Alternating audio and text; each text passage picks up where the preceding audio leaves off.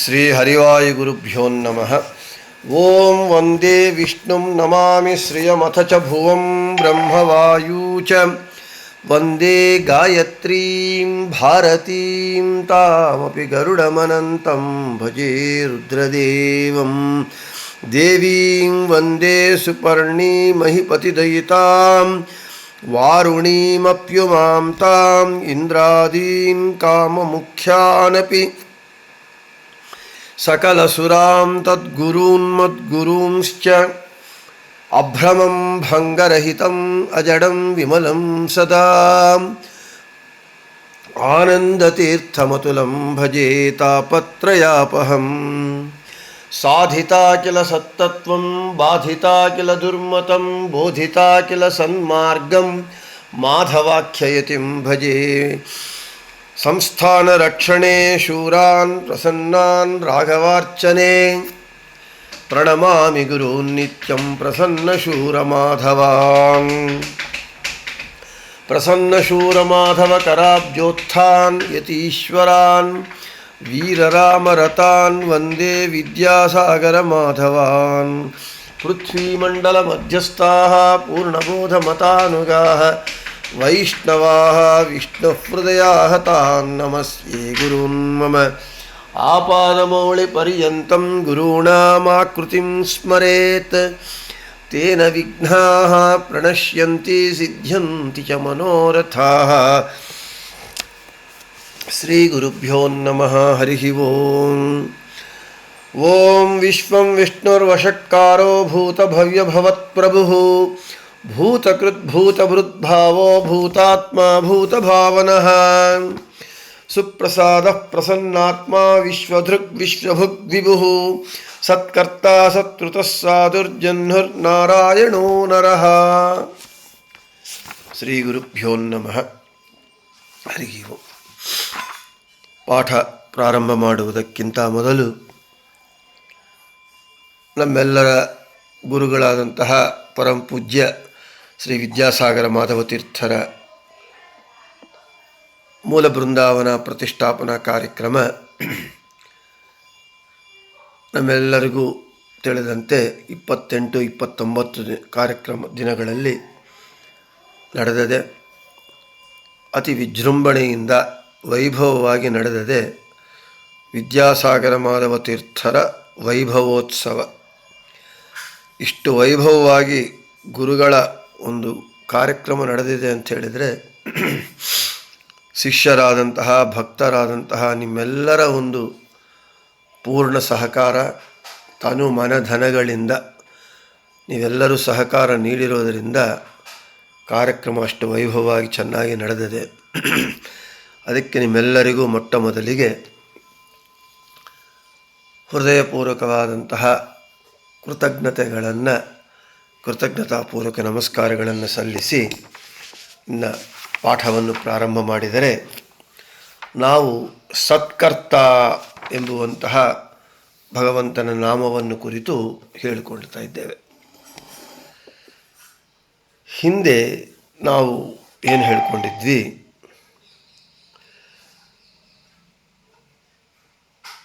ಸನ್ ಕ್ಲೇಶಾದಿರಹಿತ ಅಂಥೇಳಿ ಮತ್ತು ಸತಾಂ ಸದಲ್ ವಿಶರಣಗತ್ಯವಸಾದನೇಷು ಇತಿ ಧಾತೋಃ ವಿಶರಣಾದಿಯುಕ್ತಾನಾಂ ದೈತ್ಯಾನಾಂ ಕರ್ತ ಹಿಂಸಕಃ, ಈ ವಿಷಯಗಳನ್ನೆಲ್ಲ ಹೇಳಿಕೊಂಡಿದ್ದೇವೆ.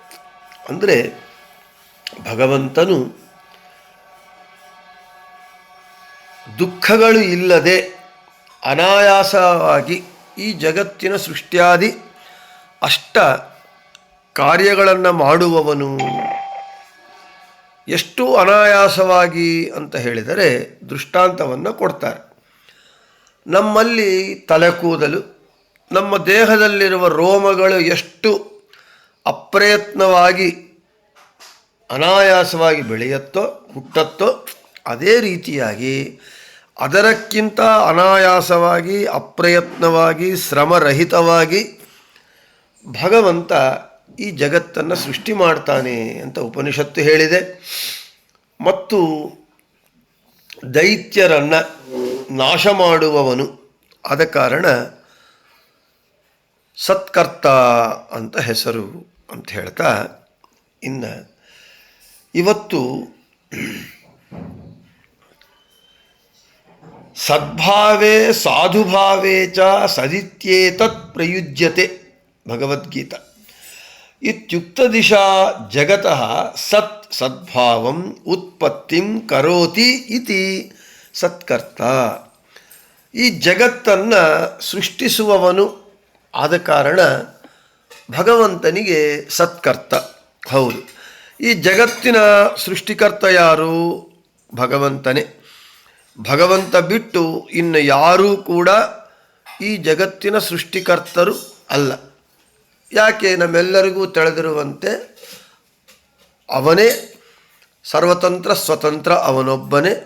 ಅವನೇ ಎಲ್ಲರಲ್ಲೂ ಇದ್ದುಕೊಂಡು ಬ್ರಹ್ಮನಲ್ಲಿ ಬ್ರಹ್ಮಾಕಾರನಾಗಿ, ಬ್ರಹ್ಮವಾಚ್ಯನಾಗಿ, ಬ್ರಹ್ಮಾಂತರ್ಯಾಮಿಯಾಗಿ, ಬ್ರಹ್ಮನಿಂದ ಭಿನ್ನನಾಗಿ ಸೃಷ್ಟಿ ಮಾಡ್ತಾ, ವಿಷ್ಣುವಾಗಿ ತಾನಿದ್ದು ಪೋಷಣೆ ಮಾಡ್ತಾ, ರುದ್ರನಲ್ಲಿ ಅದೇ ರೀತಿಯಾಗಿ ರುದ್ರಾಂತರ್ಗತನಾಗಿ, ರುದ್ರಾಕಾರನಾಗಿ, ರುದ್ರನಿಂದ ಭಿನ್ನನಾಗಿ ಲಯ ಮಾಡ್ತಾನೆ. ಆದ ಕಾರಣ ಜಗತ್ತನ್ನು ಸೃಷ್ಟಿಸುವವನು. ಇದೇ ಬ್ರಹ್ಮಸೂತ್ರನು ಹೇಳ್ತಾ ಇದೆ, ಓಂ ಜನ್ಮಾದ್ಯಸ್ಯ ಯತಃ ಓಂ. ಈ ಜನ್ಮಾದಿ ಜಗತ್ತಿನ ಸೃಷ್ಟಿಯಾದಿ ಅಷ್ಟ ಕಾರ್ಯಗಳು ಯಾವನು ಮಾಡ್ತಾನೋ ಅವನೇ ಭಗವಂತ. ಅವನು ಮಾಡ್ತಾನೆ, ಜಗತ್ತನ್ನು ಸೃಷ್ಟಿ ಮಾಡ್ತಾನೆ. ಆದ ಕಾರಣ ಅವನಿಗೆ ಸತ್ಕರ್ತ ಅಂತ ಹೆಸರು. ಮತ್ತು ಸತ್ವಂ ಜೀವನಂ ಕರೋತಿ ಇತಿ ಸತ್ಕರ್ತ. ಮತ್ತು ಸತಃ ಸಾಧಸ್ಯ ವಿನಾಶಸ್ಯ ಕರ್ತ ಸತ್ಕರ್ತ ಅಂತ. ಇಲ್ಲಿ ಅದೇ ರೀತಿಯಾಗಿ ಜಗತ್ತನ್ನು ಸೃಷ್ಟಿಸುವವನು ಮತ್ತು ಜಗತ್ತನ್ನು ಬದುಕಿಸುವವನು, ಪ್ರಳಯ ಕಾಲದಲ್ಲಿ ಜಗತ್ತನ್ನು ಸಂಹರಿಸುವವನು. ಅಂದರೆ ಸೃಷ್ಟಿ ಸ್ಥಿತಿ ಲಯಕರ್ತ ಅವನೇ. ಇದೇ ಈ ಪ್ರಮಾಣಗಳೆಲ್ಲ ಅದೇ ಹೇಳ್ತಾ ಇದೆ. ಅಂದರೆ ಸೃಷ್ಟಿ ಮಾಡುವುದು ಒಂದು ಕಾರ್ಯ, ಪೋಷಿಸುವುದು ಒಂದು ಕಾರ್ಯ, ಲಯ ಮಾಡುವುದು ಒಂದು ಕಾರ್ಯ. ಈ ರೀತಿಯಾಗಿ ಇವೆಲ್ಲವನ್ನೂ ಭಗವಂತೇ ಮಾಡ್ತಾನಾದ ಕಾರಣ, ಸ್ವತಂತ್ರವಾಗಿ ಅವನೇ ಮಾಡ್ತಾನಾದ ಕಾರಣ ಭಗವಂತನಿಗೆ ಸತ್ಕರ್ತ ಅಂತ ಹೆಸರು. ನಾನು ಎಷ್ಟೋ ಬಾರಿ ಹೇಳಿದಂತೆ ಹರಿಕಥಾಮೃತ ಸಾರದಲ್ಲಿ ಜಗನ್ನಾಥದಾಸರು ಹೇಳ್ತಾ ಇದ್ದಾರೆ, ಜಗವನ್ನೆಲ್ಲವ ನಿರ್ಮಿಸುವ ನಾಲ್ಮೊಗನೊಳಗೆ ತಾನಿದ್ದು ಸಲಹುವ ಗಗನಕೇಶನೊಳಿದ್ದು ಸಂಹರಿಸುವ. ಆದ ಕಾರಣ ಬ್ರಹ್ಮನಲ್ಲೂ ರುದ್ರನಲ್ಲೂ ತದಾಕಾರನಾಗಿದ್ದುಕೊಂಡು, ತದಂತರ್ಯಾಮಿಯಾಗಿದ್ದುಕೊಂಡು, ತದ್ಭಿನ್ನನಾಗಿ ಸೃಷ್ಟಿ ಲಯಗಳನ್ನು ಮಾಡ್ತಾ ತಾನು ಈ ಜಗತ್ತನ್ನು ಪೋಷಣೆ ಮಾಡ್ತಾನೆ. ಅದಕ್ಕೆ ಸೃಷ್ಟಿ ಸ್ಥಿತಿ ಲಯಕರ್ತರು ಬ್ರಹ್ಮ ವಿಷ್ಣು ಮಹೇಶ್ವರರು ತ್ರಿಮೂರ್ತಿಗಳು ಅಂತ ಪ್ರಸಿದ್ಧರಾಗಿದ್ದಾರೆ. ಆದರೆ ಬ್ರಹ್ಮ ರುದ್ರರಿಬ್ಬರೂ ಕೂಡ ನಿಮಿತ್ತ ಮಾತ್ರ. ಅವರಲ್ಲಿ ಭಗವಂತ ಇದ್ದು ಭಗವಂತನೇ ಸೃಷ್ಟಿ ಲಯಗಳನ್ನು ಮಾಡುವವನು, ಆ ಕಾರ್ಯವನ್ನು ಮಾಡುವವನಾದ ಕಾರಣ ಭಗವಂತನಿಗೆ ಸತ್ಕರ್ತ ಅಂತ ಹೆಸರು. ಇನ್ನು ಸನ್ ಪಂಡಿತಃ ಕವಿ ಇತಿ ಸತ್ಶಬ್ದಸ್ಯ ಜ್ಞಾನಿ ಪರ್ಯಾಯ ವಾಚಕೇಶು ಪಾಠಾತ್ ಸತಾಂ ಜ್ಞಾನಿನಾಂ ಕರ್ತ ಸತ್ಕರ್ತ. ಯೋಗ್ಯರನ್ನ ಸನ್ ಪಂಡಿತಃ ಕವಿ ಇತಿ ಸತ್ ಶಬ್ದಸ್ಯ, ಸತ್ಯಂಬೋ ಶಬ್ದಕ್ಕೆ ಜ್ಞಾನಿ ಪರ್ಯಾಯ ವಾಚಕೇಶು ಪಾಠಾತ್.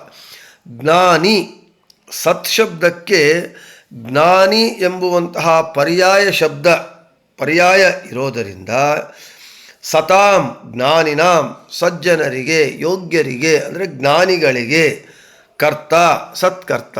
ಏನು ಹೇಳ್ತಾನೆ? ಜ್ಞಾನಿಗಳನ್ನಾಗಿ, ಯೋಗ್ಯರನ್ನು ಜ್ಞಾನಿಗಳನ್ನಾಗಿ ಮಾಡ್ತಾನಾದ ಕಾರಣ ಅವನಿಗೆ ಸತ್ಕರ್ತ ಅಂತ ಹೆಸರು. ನಮಗೆ ಇಲ್ಲಿ ಆ ಶಬ್ದ ಯೋಗ್ಯರನ್ನು ಅವರನ್ನು ಜ್ಞಾನಿಗಳನ್ನಾಗಿ ಮಾಡ್ತಾನೆ, ಅವರನ್ನು ಸಿದ್ಧಪಡಿಸುತ್ತಾನೆ ಜ್ಞಾನಿಗಳಾಗಿ. ಇಲ್ಲಿ ಶಬ್ದ ಬಹಳ ಅರ್ಥಪೂರ್ಣವಾಗಿ ಪ್ರಯೋಗಿಸಲ್ಪಟ್ಟಿದೆ. ಆಚಾರ್ಯರ ಶಾಸ್ತ್ರ ಅಂದರೆ ಭಗವಂತನ ಯಥಾರ್ಥ ಜ್ಞಾನ. ಆಚಾರ್ಯರ ಜ್ಞಾನ ಎಲ್ಲರಿಗೂ ಬರೋದಿಲ್ಲ, ಯೋಗ್ಯರಿಗೆ ಮಾತ್ರ ಬರುತ್ತೆ. ಯಾರಿಗೆ ಯಥಾರ್ಥ ಜ್ಞಾನ ಬರಬೇಕು ಅಂದರೆ ಮುಕ್ತಿಯೋಗ್ಯ ಜೀವರಿಗೆ, ಸಾತ್ವಿಕರಿಗೆ, ಯೋಗ್ಯರಿಗೆ ಮಾತ್ರ ಭಗವಂತನ ಯಥಾರ್ಥ ಜ್ಞಾನ ಬರುತ್ತೆ. ಅವರನ್ನು ಮಾತ್ರ ಜ್ಞಾನಿಗಳನ್ನಾಗಿ ಮಾಡ್ತಾನೆ, ಅಂದರೆ ತನ್ನ ಜ್ಞಾನ ಉಳ್ಳವರನ್ನಾಗಿ ಮಾಡ್ತಾನೆ. ಆದ ಕಾರಣ ಅವನಿಗೆ ಸತ್ಕರ್ತ ಅಂತ ಹೆಸರು. ಅದಕ್ಕೆ ಎಷ್ಟೋ ಜನಕ್ಕೆ ನಾನು ಶಾಸ್ತ್ರ ಓದಬೇಕು ಅಂತ ಹಂಬಲ ಇರುತ್ತೆ, ಆದರೆ ಓದಲಿಕ್ಕೆ ಸಾಧ್ಯ ಆಗಲ್ಲ, ಓದಿದರೂ ಅರ್ಥ ಆಗಲ್ಲ. ಇನ್ನೂ ಒಂದು ಇಲ್ಲಿ ಜ್ಞಾನ ಅಂದರೆ ಏನು ಅರ್ಥ? ನಾನು ಎಲ್ಲ ಶಾಸ್ತ್ರಗಳನ್ನು ಓದಿಬಿಟ್ಟಿದ್ದೇನೆ, ಷಡ್ ದರ್ಶನಗಳು 6 ಶಾಸ್ತ್ರಗಳನ್ನು 6 ಶಾಸ್ತ್ರ ಓದಿದರೇನು ಅಂತ ಹೇಳ್ತಾರೆ ದಾಸರು. ನೀನು ಏನೇ ಓದಿರಬಹುದು, ಆದರೆ ಅವೆಲ್ಲ ಶಬ್ದಜ್ಞಾನ ಅಲ್ಲ, ಅದರಲ್ಲಿರುವ ಜ್ಞಾನ ಅಂದರೆ ಆ ಶಬ್ದಗಳು ಏನು ಹೇಳ್ತಾ ಇದೆ ಎಂಬೋ ಜ್ಞಾನ. ಆ ವಿಷಯವನ್ನು ನಾವು ಅರ್ಥ ಮಾಡಿಕೊಂಡು ಜೀವನದಲ್ಲಿ ಅಳವಡಿಸಿಕೊಂಡಾಗ ಮಾತ್ರ ಅದು ಜ್ಞಾನವಾಗತ್ತೆ. ಭಗವಂತ ಏನು ಮಾಡ್ತಾನೆ? ಯೋಗ್ಯರಿಗೆ ತನ್ನ ಜ್ಞಾನವನ್ನು ಕೊಡ್ತಾನೆ, ಜ್ಞಾನಿಗಳನ್ನಾಗಿ ಮಾಡ್ತಾನೆ. ಭಗವಂತನ ಜ್ಞಾನವುಳ್ಳವರು ಮಾತ್ರ ಜ್ಞಾನಿಗಳು. ಪಂಡಿತರು ಬೇರೆ, ಜ್ಞಾನಿಗಳು ಬೇರೆ. ಪಂಡಿತರೆಲ್ಲರೂ ಜ್ಞಾನಿಗಳಾಗಲಿಕ್ಕೆ ಸಾಧ್ಯವಿಲ್ಲ, ಆದರೆ ಜ್ಞಾನಿಗಳೆಲ್ಲ ಪಂಡಿತರಾಗಬಹುದು. ಪಾಂಡಿತ್ಯ ಬೇರೆ, ಜ್ಞಾನ ಬೇರೆ. ಭಗವಂತನ ಜ್ಞಾನ ಬೇರೆ. ಆ ಭಗವಂತನ ಜ್ಞಾನವನ್ನು ತಿಳಿಸಿಕೊಡುವಂಥದ್ದು ಪಾಂಡಿತ್ಯ. ಆದರೆ ಈ ಪಾಂಡಿತ್ಯ ಬೇಕಾದಷ್ಟು ಇರಬಹುದು. ಚೆನ್ನಾಗಿ ಸುಧಾನ್ನ ಅಧ್ಯಯನ ಮಾಡಿ ಆಮೂಲಾಗ್ರ ಮುಖೋದ್ಗತ ಮಾಡಿದ್ರೂ ಕೂಡ ಅವನಿಗೆ ಭಗವಂತನಲ್ಲಿ ಭಕ್ತಿ ಇಲ್ಲದೆ ಆಚಾರಹೀನನಾಗಿ ಅಧರ್ಮ ಮಾರ್ಗದಲ್ಲಿ ಪ್ರಯಾಣ ಮಾಡಿದಾಗ ಏನು ಪ್ರಯೋಜನ? ಅವನು ಜ್ಞಾನಿಯಾಗಲ್ಲ. ಕೇವಲ ಶಬ್ದಜ್ಞಾನ ಮಾತ್ರ ಇದೆ ಅವನಿಗೆ. ಅಷ್ಟು ಪಾಂಡಿತ್ಯ ಇಲ್ಲದೇ ಇದ್ದರೂ ಭಗವಂತನೇ ಸರ್ವೋತ್ತಮ, ಅವನು ಸ್ವತಂತ್ರ, ನಾನು ಅಸ್ವತಂತ್ರ, ಅವನು ಈಶ, ನಾನು ದಾಸ ಎಂಬುವಂತಹ ಈ ಯಥಾರ್ಥ ಜ್ಞಾನ ಸರ್ವಕಾಲ ಸರ್ವಾವಸ್ಥೆಗಳಲ್ಲಿ ಇದ್ದುಕೊಂಡು ಸಕಲ ಕಾರ್ಯಗಳಲ್ಲಿ ಅನುಸಂಧಾನ ಯಾವನು ಮಾಡ್ತಾನೆ ಅವನು ಜ್ಞಾನಿ. ಭಗವಂತ ಏನು ಮಾಡ್ತಾನೆ? ಅಂತಹ ಯೋಗ್ಯರನ್ನು ಜ್ಞಾನಿಗಳನ್ನಾಗಿ ಸಿದ್ಧ ಮಾಡ್ತಾನೆ. ಆದ ಕಾರಣ ಭಗವಂತನಿಗೆ ಸತ್ಕರ್ತ ಅಂತ ಹೆಸರು. ಇನ್ನು ಅದೇ ಹೇಳ್ತಾರೆ, ಋಷೀಣಾಂ ಕರ್ತ ತಥಾ ಜ್ಞಾನದಾನೇನ ದೇವ ಅಂತ ಋಗ್ಭಾಷ್ಯ ಹೇಳ್ತಾ ಇದೆ. ಮತ್ತು ಋಷಿರ್ಕೃಣ್ಮರ್ತ್ಯಾನಾಂ ಅಂತ ಇದೆ. ಅಂದರೆ ಇಲ್ಲಿ ನಮಗೆ ಅಜ್ಞಾನಿಗಳಿಗೆ ಜ್ಞಾನವನ್ನು ಇಟ್ಟು ಜ್ಞಾನಿಗಳನ್ನಾಗಿ ಮಾಡುವವನು ಭಗವಂತ. ಅಗ್ನಿನಾಮಕ ಭಗವಂತನು ಜ್ಞಾನದಾನವನ್ನು ಮಾಡಿ ಋಷಿಗಳನ್ನಾಗಿ ಮಾಡ್ತಾನೆ ಅಂತ ಋಗ್ವೇದ ಹೇಳ್ತಾ ಇದೆ ಅಂತ ಹೇಳ್ತಾ ಇದೆ. ಋಗ್ಭಾಷದಲ್ಲಿ ಆಚಾರ್ಯರು ಅದೇ ಹೇಳ್ತಾ ಇದ್ದಾರೆ. ಯಾರಿಗೆ ಜ್ಞಾನ ಕೊಡಬೇಕು? ಅಜ್ಞಾನಿಗಳಿಗೆ ಜ್ಞಾನ ಕೊಡಬೇಕು. ಭಗವಂತನ ಜ್ಞಾನ ಇರುವವರಿಗೆ, ಅಪರೋಕ್ಷ ಜ್ಞಾನಿಗಳಿಗೆ, ಇವಾಗ ವ್ಯಾಸರಾಯರಿಗೆ, ಮಧ್ವಾಚಾರ್ಯರಿಗೆ, ಜೈತೀರ್ಥರಿಗೆ, ವಾದಿರಾಜರಿಗೆ, ರಾಯರಿಗೆ ನಾವು ಜ್ಞಾನ ಕೊಡಬೇಕಾಗಿಲ್ಲ.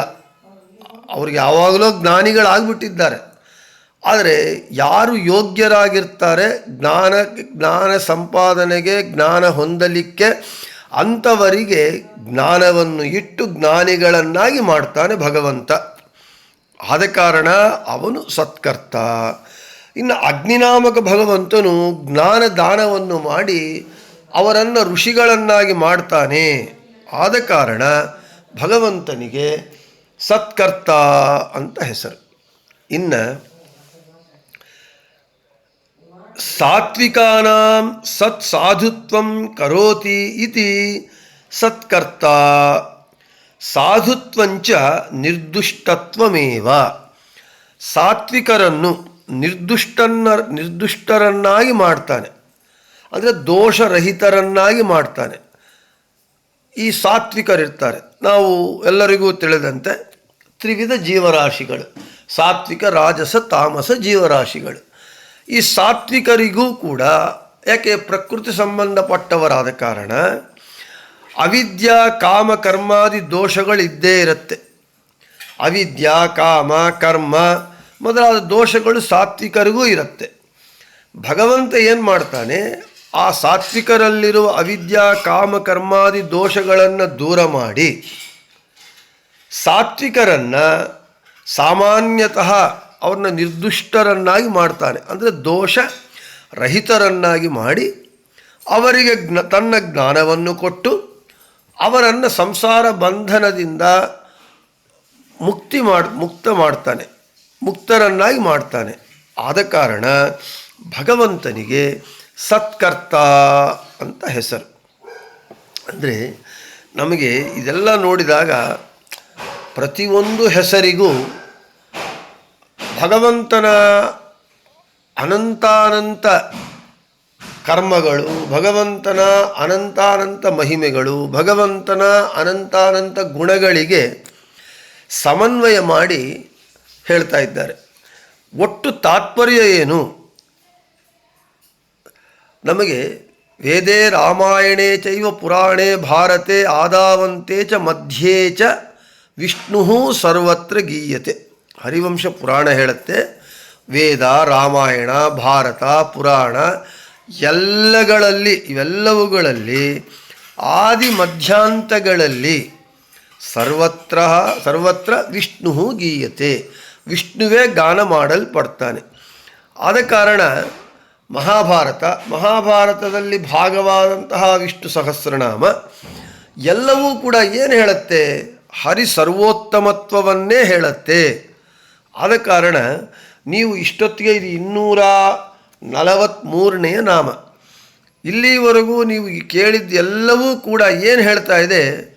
ಭಗವಂತನ ಸರ್ವೋತ್ತಮತ್ವವನ್ನು, ಭಗವಂತನ ಸರ್ವತಂತ್ರ ಸ್ವಾತಂತ್ರ್ಯತ್ವವನ್ನು, ಭಗವಂತನ ಅಘಟನಾಘಟನ ಸಾಮರ್ಥ್ಯವನ್ನು, ಭಗವಂತನ ಅಚಿಂತ್ಯಾದ್ಭುತ ಶಕ್ತಿ ಸಂಪನ್ನತೆಯನ್ನೇ ಹೇಳ್ತಾ ಇದೆ. ಆದ ಕಾರಣ ನಾವು ಯಾವ ಹೆಸರು ಹೇಳಿದರೂ, ಯಾವ ನಾಮವು ಹೇಳಿದರೂ ಅದು ಭಗವಂತನ ಒಂದು ಹರಿಸರ್ವೋತ್ತಮ ವಾಯುಜೀವೋತ್ತಮ ಅಂತ ಏನು ಮಧ್ವ ಸಿದ್ಧಾಂತ ಹೇಳುತ್ತೆ ಅದರನ್ನೇ ಪ್ರತಿಪಾದನೆ ಮಾಡ್ತಾ ಇದೆ. ಅದು ನಾವು ದೃಷ್ಟಿಯಲ್ಲಿ ಇಟ್ಕೋಬೇಕು. ಇನ್ನು ಮುಂದೆ ನೋಡಿ, ಸದ್ ವಾವ ಪ್ರಾಣ ಇತಿ ಪೈಂಗೀ ಶ್ರುತೆ ಸನ್ ಮುಖ್ಯ ಪ್ರಾಣ ತಂ ಕರೋತಿ ಸೃಜತಿ ಇತಿ ಸತ್ಕರ್ತ. ಬ್ರಹ್ಮಸೂತ್ರ ಭಾಷ್ಯದಲ್ಲಿ ಆಚಾರ್ಯರು ಪೈಂಗಿ ಶ್ರುತಿಯನ್ನು ಹೇಳ್ತಾ ಸದ್ವಾವ ಪ್ರಾಣ, ಸತ್ ಅಂತ ಹೇಳಿದರೆ ಸನ್ ಮುಖ್ಯ ಪ್ರಾಣ, ಸತ್ಕರ್ತ ಅದರೊಳಗೆ ಸನ್ ಅಂತ ಹೇಳಿದರೆ ಮುಖ್ಯ ಪ್ರಾಣರು. ಆ ಸತ್ ಅಂತ ವಾಯು ಸತ್ ಇತಿ ಸಂಪ್ರೋಕ್ತೋ ಜೀವೇಶು ಸುಪೂರ್ಣತಃ ಅಂತ ಹೇಳ್ತಾ ಇದ್ದಾರೆ. ಇಲ್ಲಿ ಮುಖ್ಯ ಪ್ರಾಣರಿಗೆ ಪ್ರಾಣದೇವರು ಸತ್ ಎಂದು ಕರೆಯಲ್ಪಡ್ತಾರೆ. ಆ ಸತ್ ಎಂದು ಕರೆಯಲ್ಪಡುವಂತಹ ಪ್ರಾಣದೇವರನ್ನು ಜೀವೋತ್ತಮರಾಗುವಂತೆ ಮಾಡುವವನು, ಸೃಷ್ಟಿಸುವವನು ಭಗವಂತ. ಆದ ಕಾರಣ ಭಗವಂತನಿಗೆ ಸತ್ಕರ್ತ. ನಾನು ಈಗಲೇ ಹೇಳಿದಂತೆ ಹರಿಸರ್ವೋತ್ತಮ ವಾಯುಜೀವೋತ್ತಮ. ಇಡೀ ಶಾಸ್ತ್ರವೆಲ್ಲವೂ ಕೂಡ ವೇದ ರಾಮಾಯಣ ಭಾರತ ಪುರಾಣ ಶಾಸ್ತ್ರಗಳು ಎಲ್ಲವೂ ಕೂಡ ಏನು ಹೇಳುತ್ತೆ? ಹರಿಸರ್ವೋತ್ತಮ ವಾಯುಜೀವೋತ್ತಮ ಎಂಬ ಸತ್ತತ್ವವನ್ನು, ಯಥಾರ್ಥ ಜ್ಞಾನವನ್ನು ಹೇಳುತ್ತೆ. ಅದರನ್ನೇ ಹೇಳ್ತಾ ಇದ್ದಾರೆ. ಜೀವ ಸಮೂಹದಲ್ಲಿ ಸತ್ ಎಂದು ಕರೆಯಲ್ಪಡುವಂತಹ ಪ್ರಾಣದೇವರನ್ನು ಜೀವೋತ್ತಮರಾಗಿ ಮಾಡ್ತಾನೆ. ಆದ ಕಾರಣ ಭಗವಂತನಿಗೆ ಸತ್ಕರ್ತ ಅಂತ ಹೆಸರು. ಇನ್ನು ನಮಗೆ ಪೃಥ್ವಿ ಅಪ್ ತೇಜಸ್ಸು ಇವೆಲ್ಲವೂ ಇದೆ. ಇವುಗಳನ್ನು ಸೃಷ್ಟಿಸುವವನು ಭಗವಂತ. ಆದ ಕಾರಣ ಅವನಿಗೆ ಸತ್ಕರ್ತ ಅಂತ ಹೆಸರು.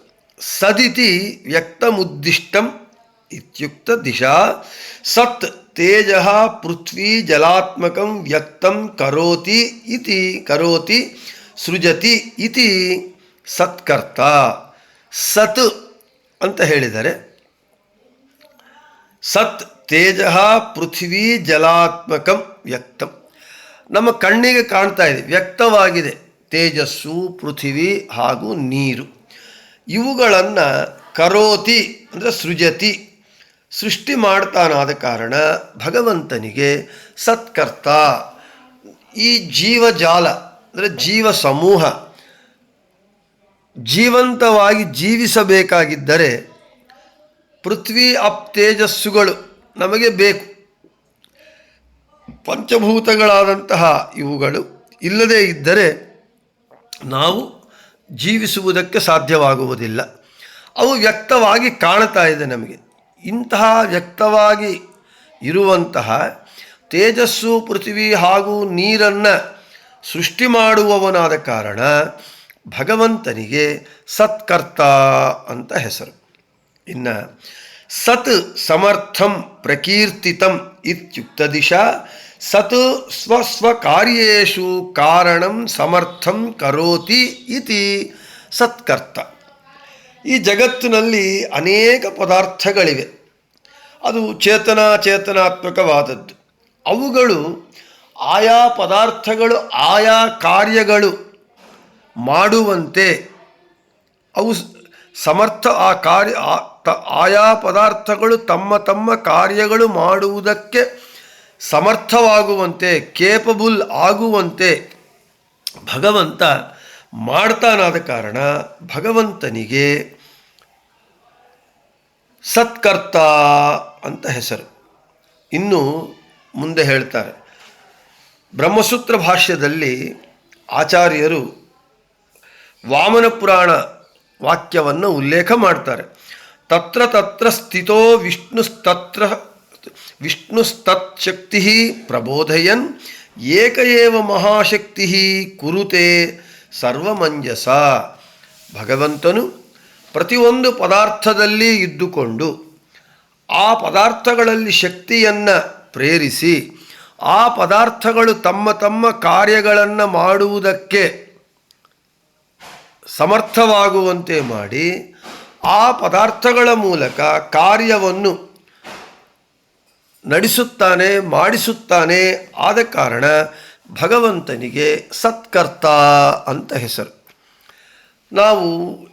ನಾವೆಲ್ಲರೂ ಚೈತನ್ಯ ಉಳ್ಳವರು. ಜಡ ಪದಾರ್ಥಗಳು ಚೈತನ್ಯರಹಿತವಾದದ್ದು. ಆದರೆ ಚೇತನಾತ್ಮಕವಾದ ಈ ಪದಾರ್ಥಗಳು ತಮ್ಮ ಕೆಲಸಗಳು ಮಾಡಬೇಕು ಅಂತ ಹೇಳಿದರೆ ಶಕ್ತಿ ಬೇಕು. They should be capable. ಆ ಕೇಪಬಿಲಿಟಿ ಈ ಪದಾರ್ಥಗಳಿಗೆ ತಮ್ಮ ಕಾರ್ಯಗಳು ಮಾಡಲಿಕ್ಕೆ ಬರಬೇಕಾಗಿದ್ದರೆ ತತ್ರ ಸ್ಥಿತೋ ವಿಷ್ಣು ತತ್ಶಕ್ತಿ. ಭಗವಂತ ಆಯಾ ಪದಾರ್ಥಗಳಲ್ಲಿ ತಾನು ಇದ್ದುಕೊಂಡು ಆಯಾ ಪದಾರ್ಥಗಳಿಗೆ ಆಯಾ ಪದಾರ್ಥಗಳ ಶಕ್ತಿಯನ್ನು ಆ ಕೆಲಸಗಳು ಮಾಡುವುದಕ್ಕೆ ಪ್ರೇರಣೆ ಮಾಡ್ತಾನೆ. ಪ್ರೇರಣೆ ಮಾಡುವ ಏಕ ಏವ ಮಹಾಶಕ್ತಿ. ಆ ಪ್ರೇರಣೆ ಮಾಡುವ ಒಂದೇ ಒಂದು ಮಹಾಶಕ್ತಿ ಯಾವುದು ಅಂತ ಹೇಳಿದರೆ ಭಗವಂತ. ಅವುಗಳ ಮೂಲಕ ಪ್ರೇರಣೆ ಮಾಡಿ ಆಯಾ ಪದಾರ್ಥಗಳಿಂದ ಆಯಾ ಕೆಲಸಗಳನ್ನು ಚೆನ್ನಾಗಿ ಮಾಡಿಸುವವನಾದ ಕಾರಣ ಭಗವಂತನಿಗೆ ಸತ್ಕರ್ತ ಅಂತ ಹೆಸರು. ಒಟ್ಟಾರೆ ಏನು ಹೇಳುತ್ತೆ? ತೇನ ವಿನಾ ತೃಣಮಪಿ ನ ಚಲತಿ.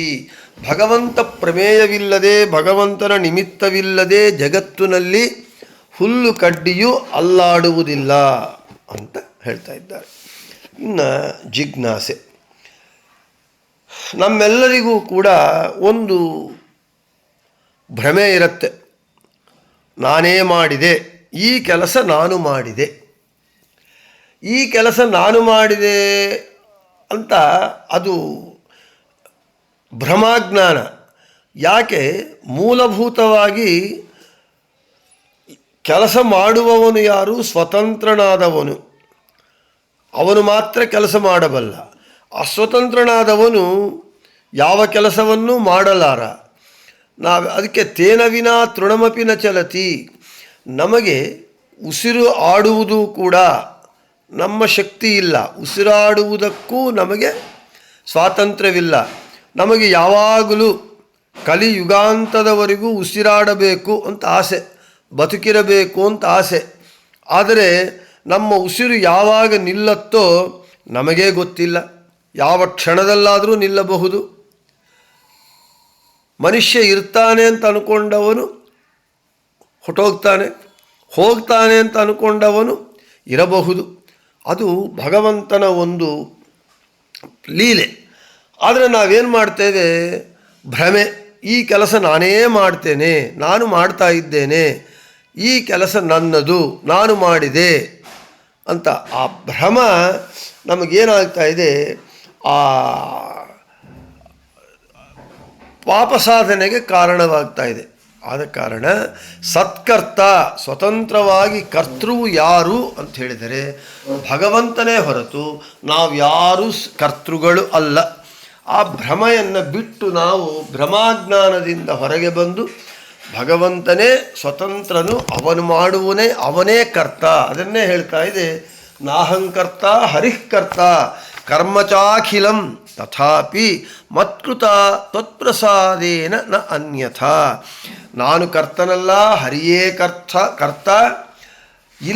ಇಲ್ಲಿಯವರೆಗೂ ನಾನು ಏನು ಎಲ್ಲ ಕರ್ಮಗಳನ್ನು ಏನೇನು ಮಾಡಿದೋ ಅವೆಲ್ಲವಕ್ಕೂ ಕರ್ತನು ಭಗವಂತನೇ ಹೊರತು ಕರ್ತ ನಾನು ಕರ್ತನಲ್ಲ.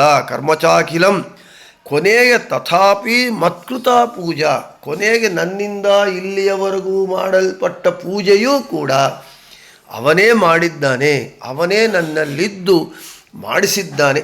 ಆದ ಕಾರಣ ಅವನೇ ಸತ್ಕರ್ತ, ನಾವ್ಯಾರು ಕರ್ತೃಗಳು ಅಲ್ಲ ಅಂತ ಹೇಳ್ತಾ ಇನ್ನು ಬೃಹತಿ ಸಹಸ್ರ ಪ್ರಕಾರ ಓಂ ಸತ್ಕರ್ತ್ರೇ ನಮಃ. ಓಂ ಓಂ ತುವಿನೃಮ್ಣ ವಿಹಿಮಂ ಯಾಹಿ ಪ್ರಭತಿನ್ನ ವಸೂಪಮದ್ರಿಕ್ ಪ್ರಚಶ್ರುತ ಶ್ರಾವಯ ಚರ್ಷಣಿಭ್ಯಃ ಅಪೂರ್ವ್ಯಾ ಪುರುತ ಮಾನ್ಯಸ್ಮೈ. ತುವಿನೃಮ್ಣ ಬಹುಸುಖಸ್ವರೂಪನೇ, ಭೀಮಂ ಭಯಂಕರವಾದ ರಥವನ್ನು, ಅವಸ ಆಹಾರದ ಜೊತೆಗೆ, ಮದ್ರಿಕ್ ನನ್ನ ಬಳಿಗೆ, ಉಪಯಾಹಿ ಬಂದು ನೀನು ನಿಲ್ಲು, ಪ್ರಪಥಿನ್ ಶ್ರೇಷ್ಠವಾದ ಮಾರ್ಗದರ್ಶಕನೇ, ಶ್ರುತ ಪ್ರಸಿದ್ಧನಾದ ಇಂದ್ರನೇ, ಚರ್ಷಣೀಭ್ಯ ಪ್ರಜೆಗಳಿಂದ ಅನುಯಾಯಿಗಳಿಂದ, ಶ್ರಾವಯ ನಮ್ಮನ್ನು ಪ್ರಸಿದ್ಧಪಡಿಸು, ನಾನು ಅಸ್ಮೈ ನಿನಗೆ, ಅಪೂರ್ವ್ಯ ಹೊಸದಾದ, ಪುರುತಮಾನಿ ಬಹಳವಾದ ಸ್ತೋತ್ರಗಳನ್ನು ಮಾಡುತ್ತೇನೆ. ಅಂದರೆ ಸ್ತೋತ್ರ ಮಾಡೋದು ಎಂಬುದು ಒಂದು ಕರ್ಮ. ಕರ್ಮ ಅಂದರೆ ಕರ್ತ ಇರಬೇಕು. ನಾನು ಕರ್ತ, ನಾನು ಸ್ತೋತ್ರ ಮಾಡ್ತೇನೆ. ಆದರೆ ನಾನು ಸ್ತೋತ್ರ ಮಾಡ್ತಾ ಇಲ್ಲ, ನೀನು ನನ್ನಲ್ಲಿ ಇದ್ದು ನಿನ್ನ ಸ್ತೋತ್ರವನ್ನು ನೀನು ಮಾಡಿಸಿದರೆ ನನ್ನಿಂದ ನಾನು ಮಾಡ್ತೇನೆ. ಆದ ಕಾರಣ ಸತ್ಕರ್ತ. ಹೇ ಸ್ವಾಮಿ, ನೀನು ಸುಖಸ್ವರೂಪನಾಗಿದ್ಯಾ. ಅದೇ ಹೇಳ್ತಾ ಗೋವಿಂದಂ ಆನಂದ ಜ್ಞಾನ ದೇಹಂ. ನೀನು ಸುಖಸ್ವರೂಪನಾಗಿದ್ಯಾ. ನೀನು ಭಯಂಕರವಾದ ರಥವನ್ನು ಏರಿ ಬಾ, ನನ್ನ ಹತ್ರಿಗೆ ಬಾ. ಶತ್ರುಗಳನ್ನು ಸೀಳುವಂತೆ, ನಾಶ ಮಾಡುವಂತೆ, ಸಂಹಾರ ಮಾಡುವಂತೆ ಆಹಾರವನ್ನು ಸಹ ತುಂಬಿಕೊಂಡು ನನ್ನ ಬಳಿಗೆ ಬಂದು ನೀನು ನಿಲ್ಲು. ನೀನು ಮಾರ್ಗದರ್ಶಕನಾಗಿದ್ಯಾ. ನಮಗೆ ಸತ್ಕರ್ಮಗಳಲ್ಲಿ ಓಡಾಡುವರು, ನಮಗೆ ಅನುಕೂಲ ಇರುವ ಜನರು ಸಿಗಲಿ. ನಮಗೆ ನಾವು ಮಾಡುವ ಒಳ್ಳೆಯ ಕೆಲಸಗಳಿಗೆ ಕೈ ಜೋಡಿಸುವವರು ಇದ್ದಾರೆ ಎಂಬ ಕೀರ್ತಿ ನಮಗೆ ಬರಲಿ. ನಿನಗೆ ನಾವು ವೇದ ಸಮ್ಮತವಾದ ಸ್ತೋತ್ರಗಳನ್ನು ಮಾಡ್ತೇವೆ ನಿನ್ನನ್ನು.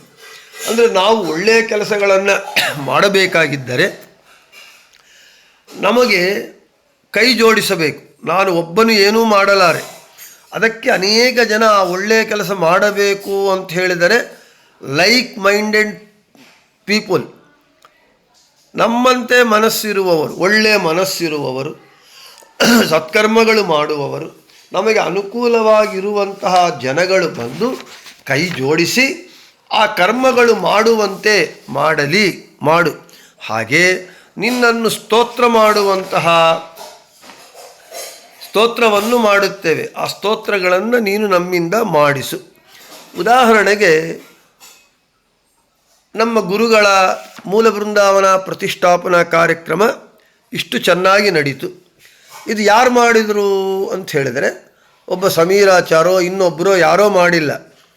ನಿಮ್ಮಂತಹ ಸದ್ಭಕ್ತರು, ಲೈಕ್ ಮೈಂಡೆಡ್ ಪೀಪಲ್ ಎಲ್ಲರೂ ಕೈ ಜೋಡಿಸಿ ತನು ಮನ ಧನಗಳಿಂದ ನೀವೆಲ್ಲರೂ ಕೈ ಜೋಡಿಸಿರೋದರಿಂದ ಇಷ್ಟು ಕಾರ್ಯಕ್ರಮ ಇಷ್ಟು ಚೆನ್ನಾಗಿ ನಡೀತು. ಅದು ಹೇಗೆ ಆಯಿತು ಅಂದರೆ ನಿಮ್ಮಲ್ಲಿ ಭಗವಂತ ಇದ್ದು ಈ ಸತ್ಕರ್ಮಕ್ಕೆ ಕೈ ಜೋಡಿಸುವಂತೆ ಅವನು ಪ್ರೇರಣೆ ಮಾಡಿ ನಿಮ್ಮಿಂದ ಅವನು ಈ ಸತ್ಕರ್ಮವನ್ನು ಮಾಡಿಸಲ್ಪಟ್ಟಿದ್ದಾನೆ. ಆದ ಕಾರಣ ಅವನು ಸತ್ಕರ್ತ ಅಂತ ಹೆಸರು.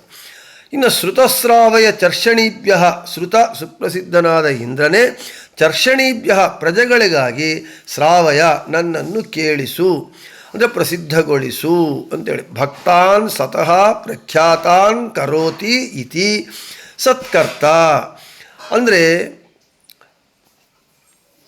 ಮಹಾಭಾರತ ರಾಮಾಯಣ ಪುರಾಣಾದಿಗಳನ್ನು ರಚನೆ ಮಾಡಿ ಭಕ್ತರನ್ನು ಪ್ರಸಿದ್ಧಗೊಳಿಸುವವನು ವಿಷ್ಣುವೇ. ಆದ ಕಾರಣ ಅವನಿಗೆ ಸತ್ಕರ್ತ. ಇವಾಗಿಷ್ಟು ಜನ ಪಂಡಿತರು, ವಿದ್ವಾಂಸರು, ಜ್ಞಾನಿಗಳು ಅಂತ ಏನು ಪ್ರಸಿದ್ಧರಾಗಿದ್ದಾರೆ, ಯಾವುದರಿಂದ ಪ್ರಸಿದ್ಧರಾಗಿದ್ದಾರೆ?